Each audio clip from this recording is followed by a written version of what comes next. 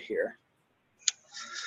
All right, welcome to the Team Rhino call for the 30th of April. We're just about to hit May, and we are going to keep this call short because some of you need to go finish making Success Club.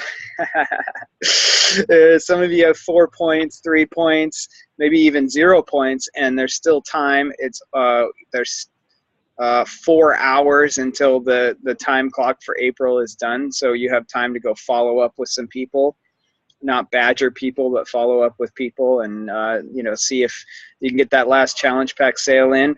You might be able to use the fact that the PIO sale is ending to finish up, but let's go ahead and get into this call so we can finish it up. What I want to talk about tonight is prospecting.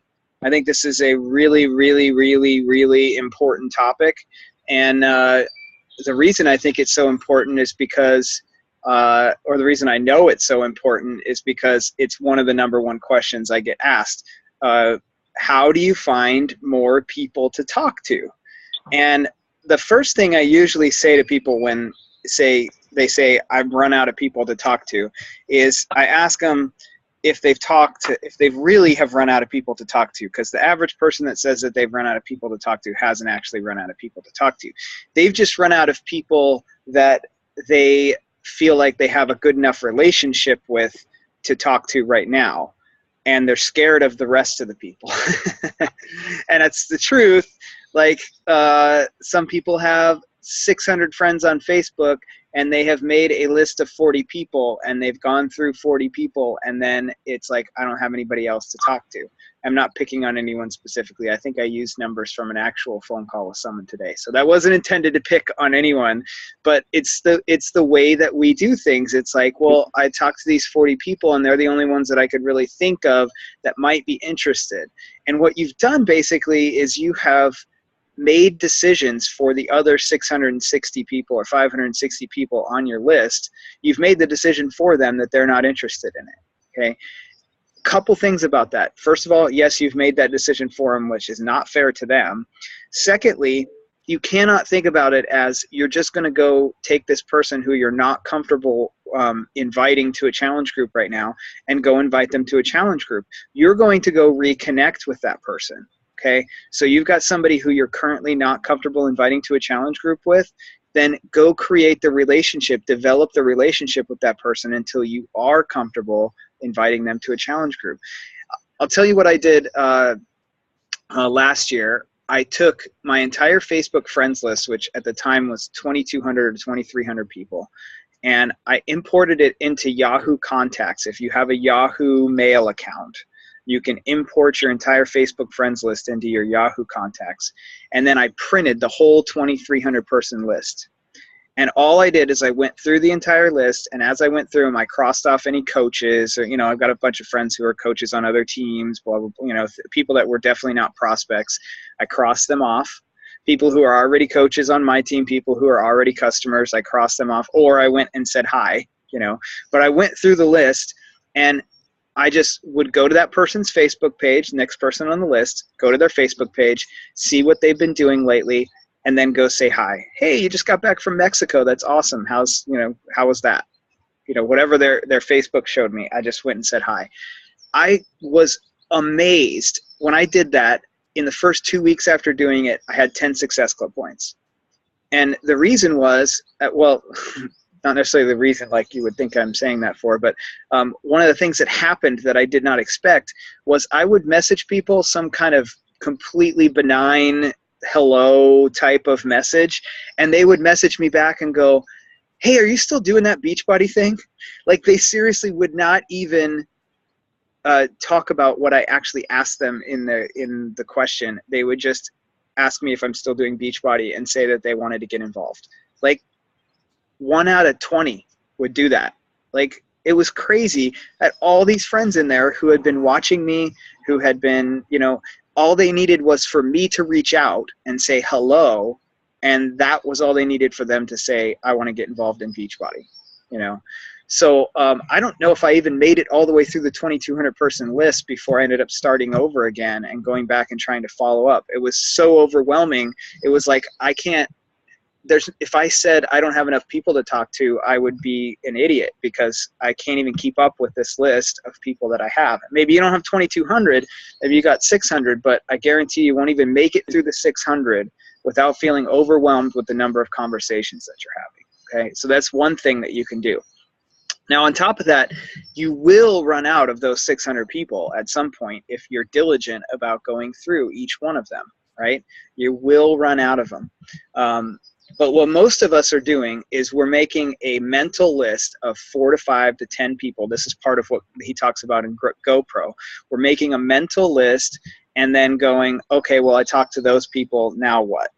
You know, or that's the poser level that he talks about in GoPro. The amateur level, which is the next step up, which is a little bit better, is the people who make a list of 40, 50, 60, 70, 80 people, and they go talk to them, and then they say, I'm out of people to talk to.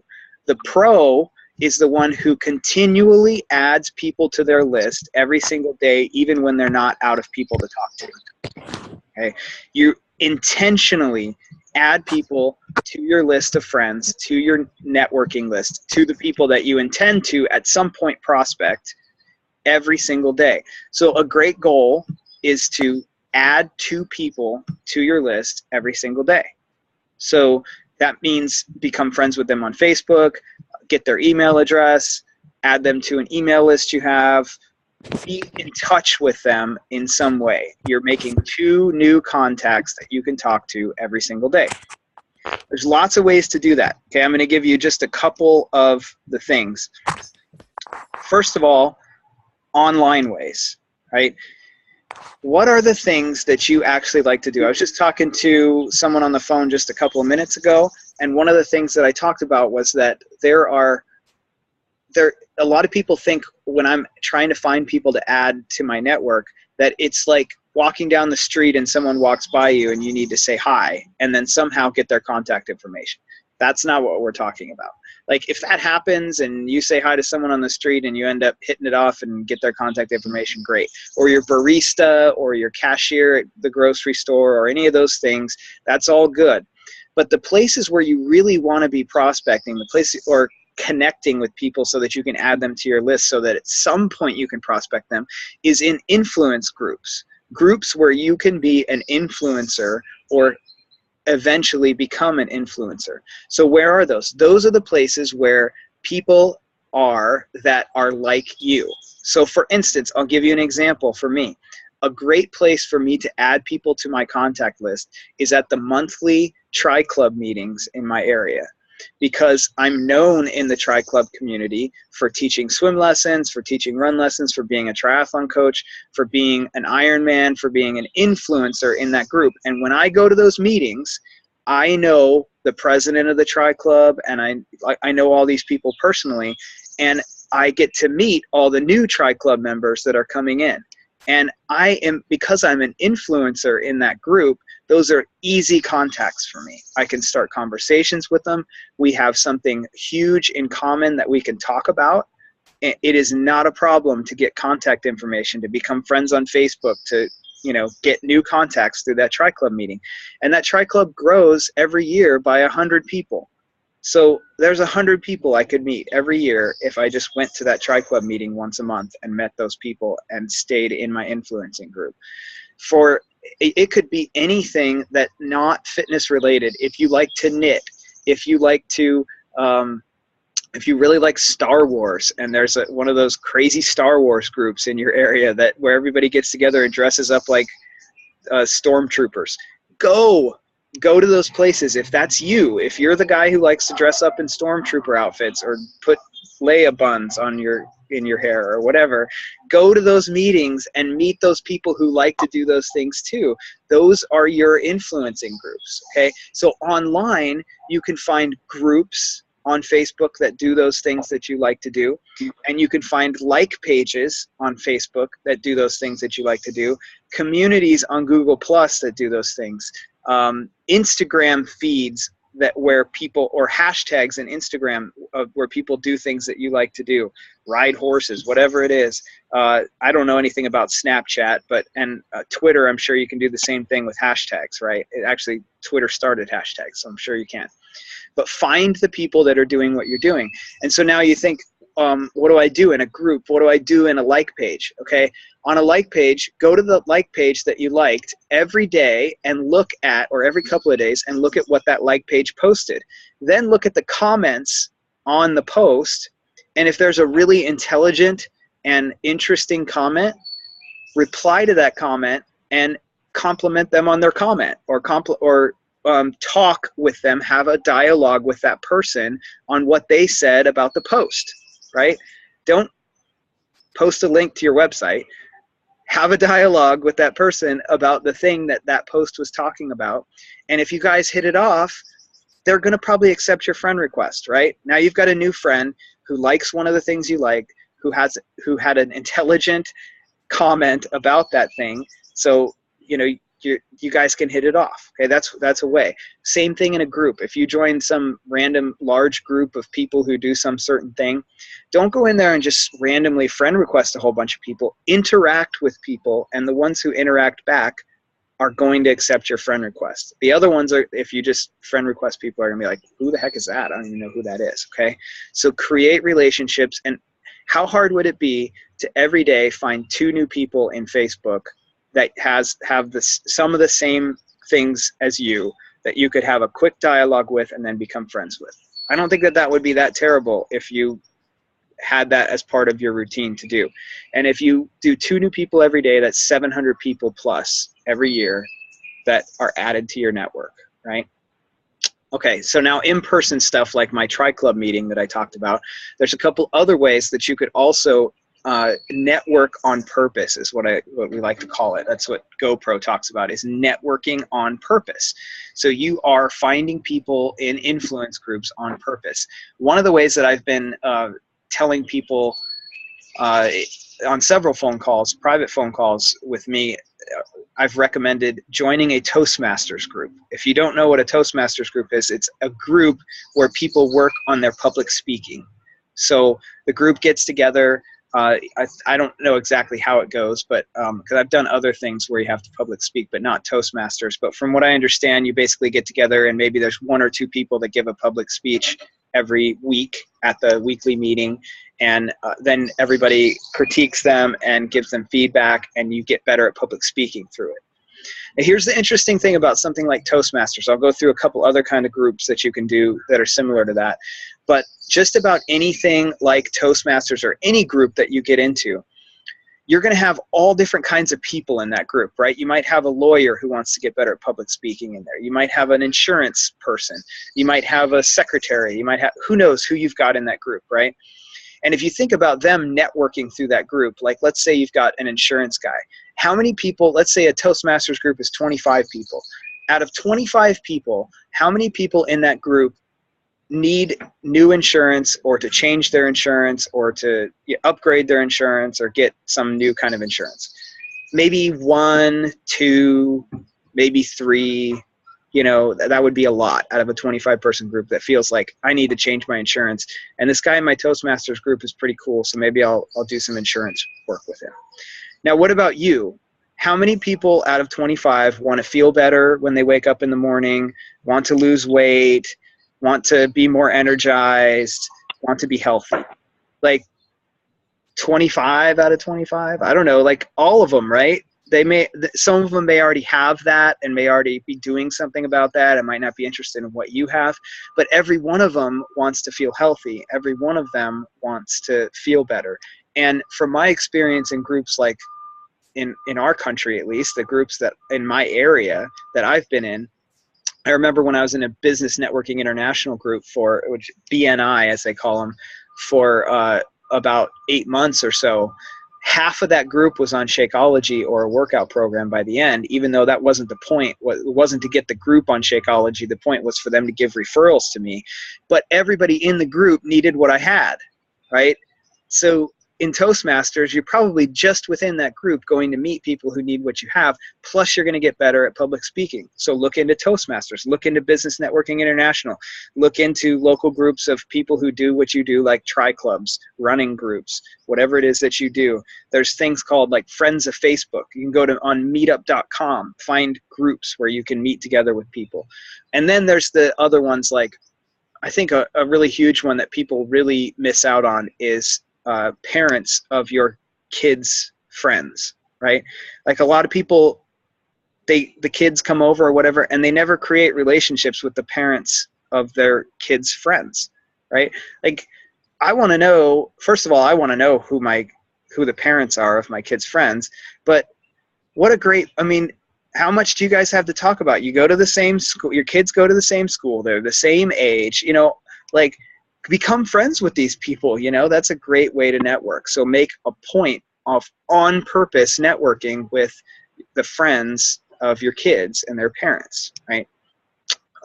Those are just some ideas, but the point is that finding prospects, it should be considered a skill. It should be considered part of the job, and it should be considered something that you do on purpose, not something that anyone should ever say, well, I just don't know that many people. Great, you don't know that many people. Fix that. Go meet lots of people on purpose and know lots of people, you know, and keep their contact information and keep in touch with them and add people to your list every single day. So 2 a day, in person, online, however you want to do it, but those are just some ideas of how to find new prospects. And I just want to set your mind on the idea of making it a on purpose, intentional thing that you do every day to grow your business. I'm going to take the, well, you all can take off your mutes if you want to ask some questions or talk some ideas, give some ideas to other people. If you have some where you have met some good people, go for it. Anybody got anything?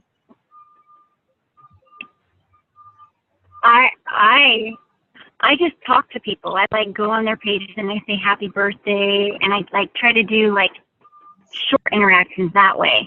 Mm-hmm.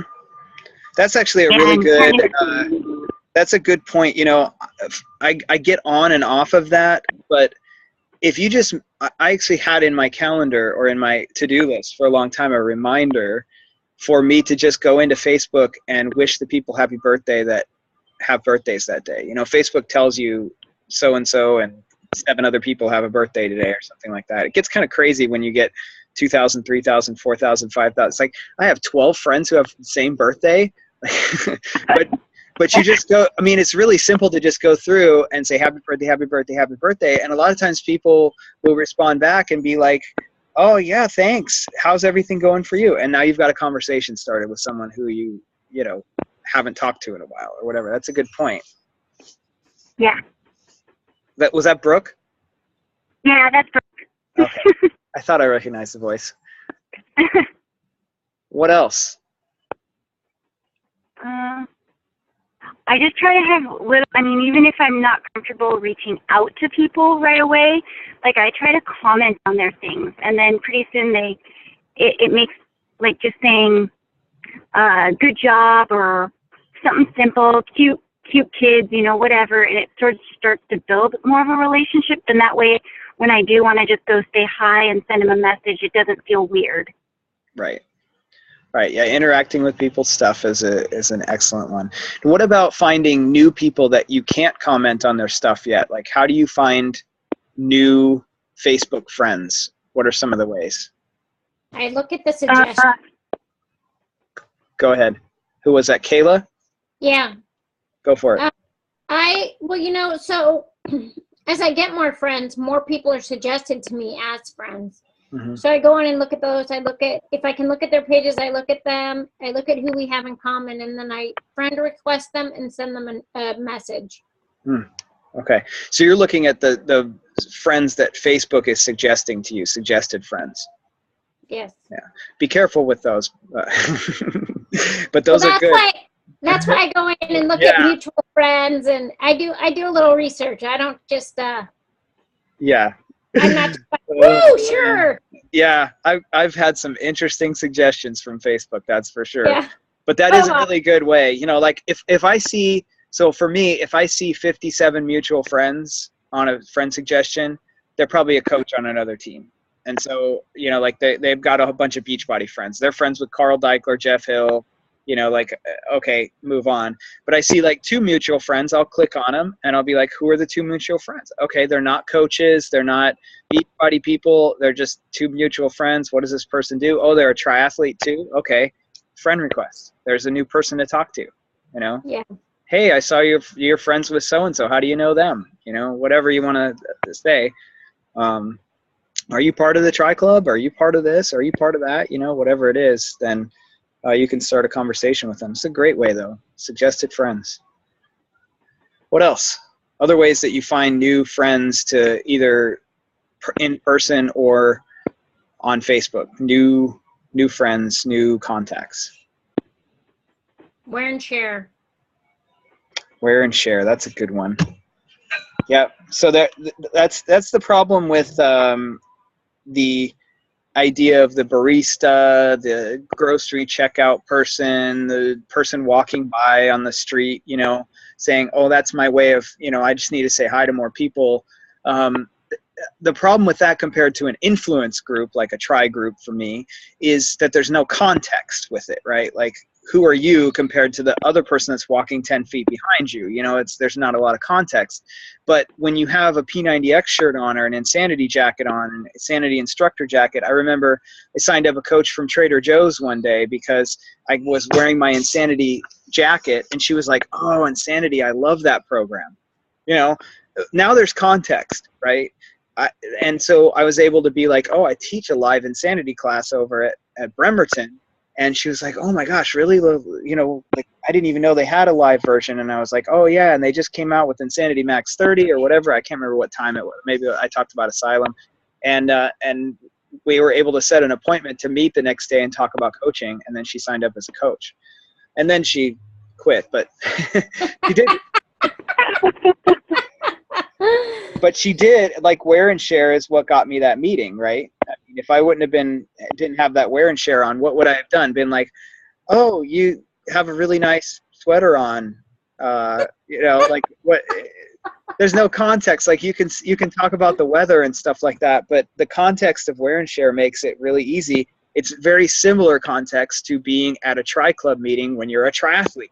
There's context. Everybody there is a triathlete.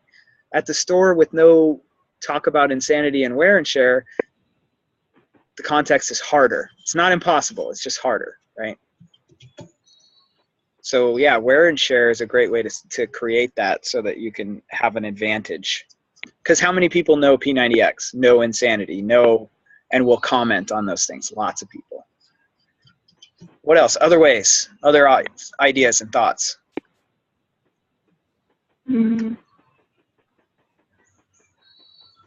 We have 7 minutes. Just trying to get involved. Just like get involved in the community a little more, maybe. Like, I'm volunteering I do dog stuff, so I'm volunteering to judge some kids next month and their dogs. Mm-hmm. So I thought trying to get more involved in the community is what I was doing. That's good. That's good. Yeah, anything where you're going to be working together with other people and meeting other people is a good idea. You know, I think about, you know, talking about parent pickup or whatever with the kids and meeting the other parents. Then the other thing that comes to mind is my other kids' activities. Like, I really don't do a very good job of meeting parents at gymnastics. You know, I take my kids to gymnastics 2 nights a week, and there's all these parents sitting there, and we all sit there on our phones. That's all we do. Oh, yeah. We sit there on our phones, and we don't meet each other, you know. And if you just watch right at the beginning, and this is my goal now, is if you just watch right at the beginning when they bring their kids, you know which kid belongs to which parents. And you could make a comment about one of their kids did something out there on the floor about, hey, your kid's doing awesome out there, or whatever. Could start a conversation, get them off their phone for a little while.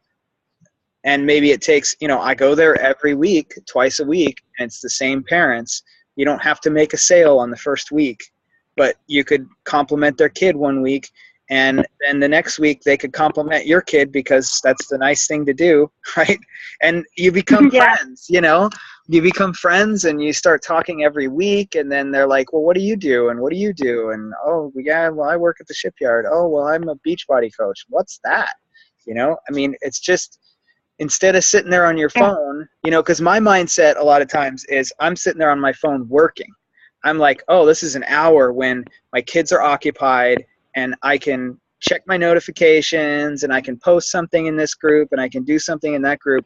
And I'm sitting there probably going, man, I sure wish I had more people to talk to. there's like 75 parents sitting in the bleachers, you know, like it's being intentional. It's being serious about meeting people and getting out of your comfort zone for a lot of us, including me. People think I'm outgoing. I'm really not. Do any of you believe that? No. I'm trying.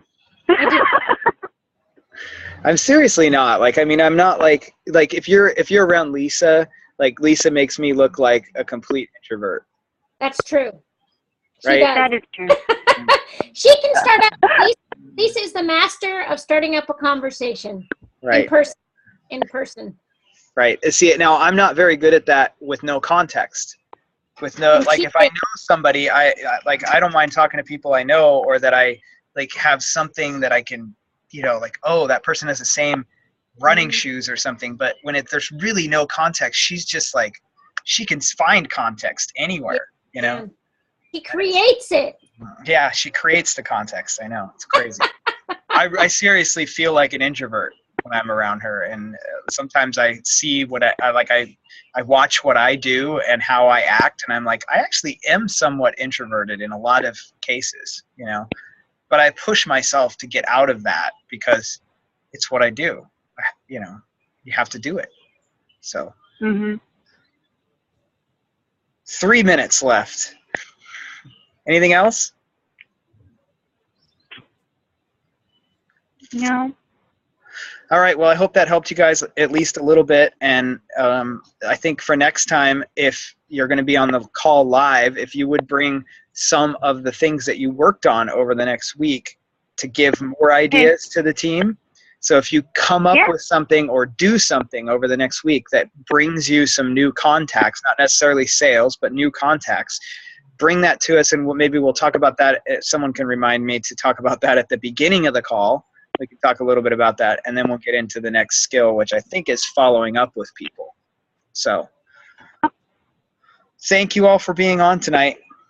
Thanks, Ryan. Thank all right. you. Good night.